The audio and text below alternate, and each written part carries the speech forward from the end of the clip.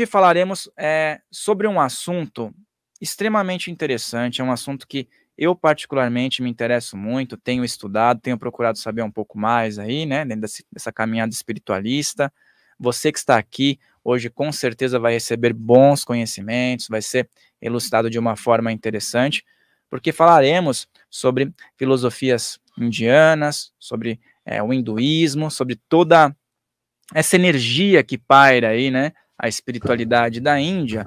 E o nosso convidado é meu amigo aqui, Guilherme Romano, que manja muito desse assunto e está aqui hoje para compartilhar o conhecimento conosco. Seja muito bem-vindo, meu amigo. Obrigado, que já chegou como bom estabanado, chutando a mesa, fazendo barulho, fazendo um badauê todo, né? Exatamente, é por isso que eu tô com a garrafinha de plástico aqui, porque eu já... Porque ele assistiu o último podcast que eu participei e viu derrubando a garrafa na mesa dos caras. Derrubou a garrafa. Por via das dúvidas, vamos prezar pela segurança. É isso aí, o equilíbrio, né, das energias e tudo mais. Você sabe que esse é o comentário que eu escuto toda hora. Como um yogi pode ser tão agitado? Eu falo, eu sou a prova, eu sou uma experiência dos mestres para mostrar para os caras, olha, qualquer um mesmo pode fazer prático. Até esse cara aí, ó, se ele faz, qual é a tua desculpa? Essa é a parada. Você veio para incentivar a humanidade a começar. Eu sou o estudo de caso dos mestres de que até um TDAH diagnosticado consegue fazer meditação e obter os resultados.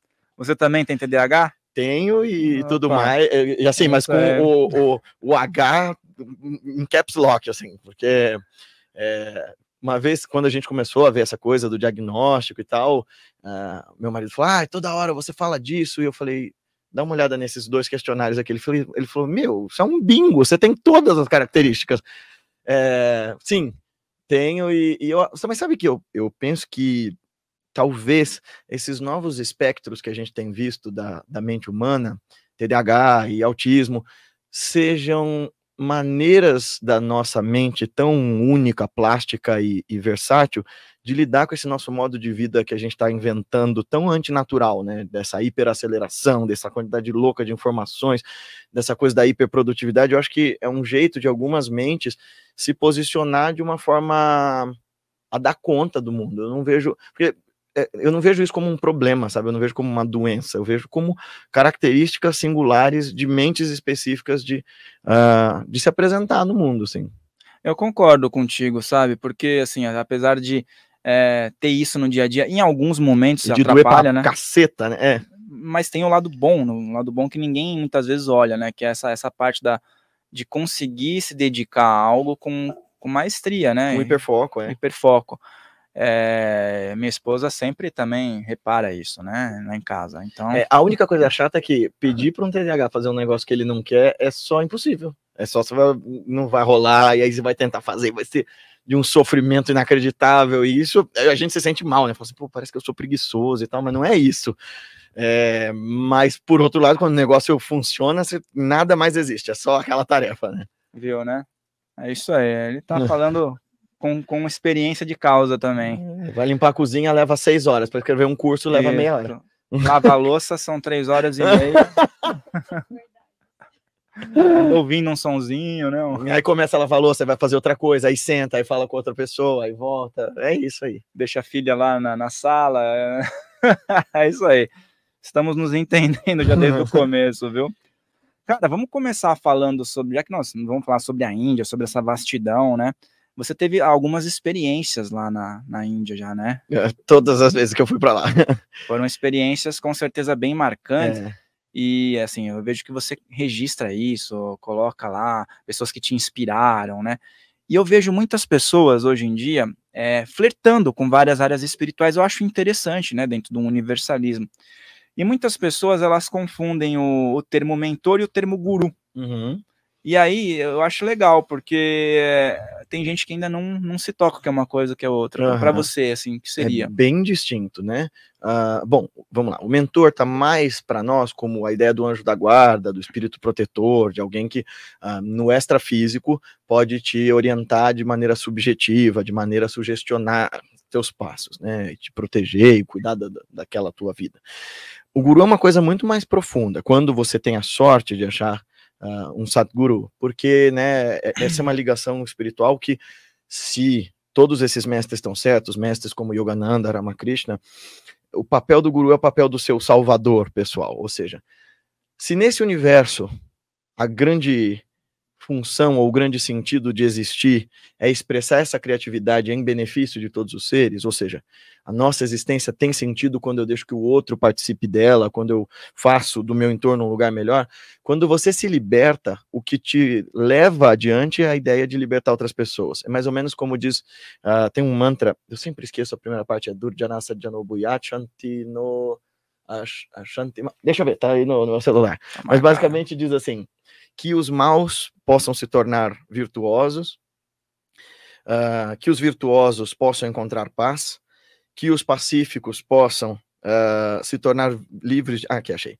Que os pacíficos possam se tornar livres de todas as amarras, de todas as prisões, e que aqueles que se tornaram livres tornem outros livres também. Isso é o grande Mahavrata, o grande voto que acho que qualquer ser humano lúcido deveria fazer, né? Durjana Sadjano Bhuyat, Sadjana Shanti Mapinuyat, Shanto Muchyate Bandebhyo, Muktas Chanyam Vimochayet. Foi um monge da Ordem Ramakrishna que me deu isso, um papelzinho uma vez, e eu achei tão precioso, assim, essa ideia. Então, o guru é aquele que, tendo se tornado livre, tem como único propósito tornar outras pessoas livres também. Isso nós estamos falando de um mestre iluminado, mas por que é que para a Índia, para o Tibete, para toda essa cultura do Extremo Oriente e até para o Islã místico, né, o sufismo, a ideia do mestre é tão importante?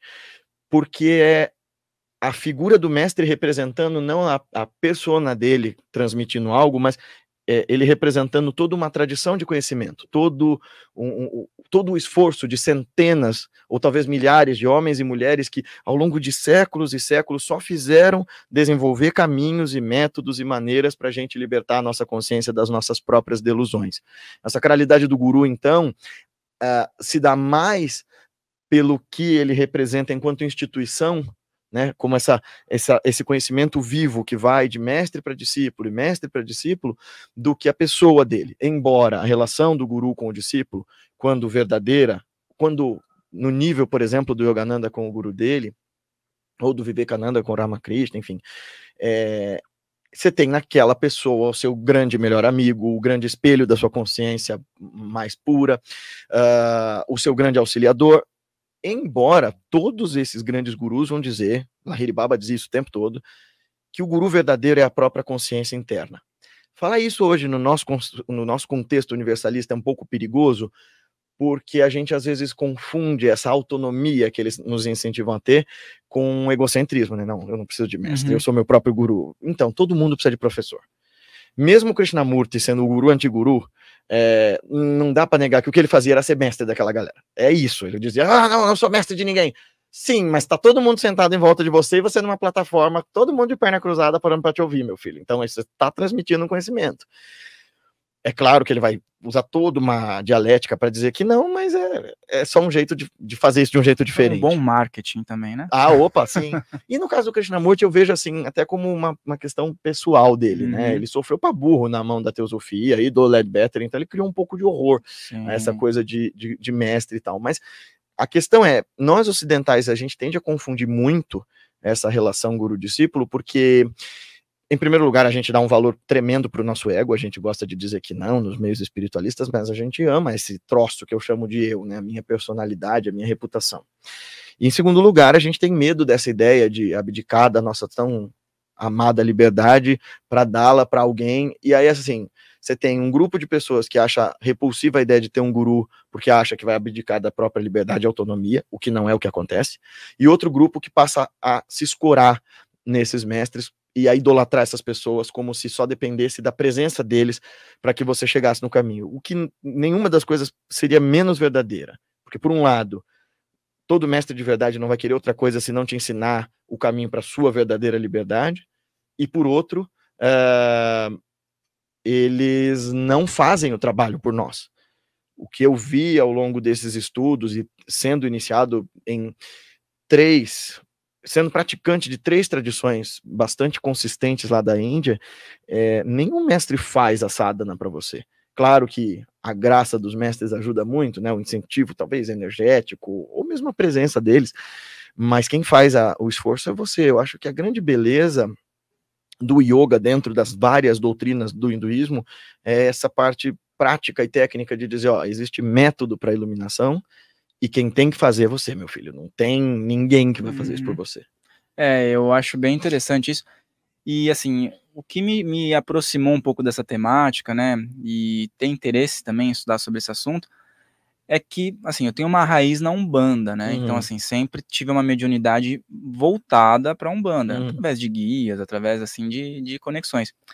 E dentro da Umbanda, eu comecei a sentir essa energia do hinduísmo, essa energia antiga, né, e aí eu fui entrando em conexão para estudar um pouco mais sobre o assunto, fui me tornando um cara universalista, né, procurando estudos em outras vertentes, outras ordens.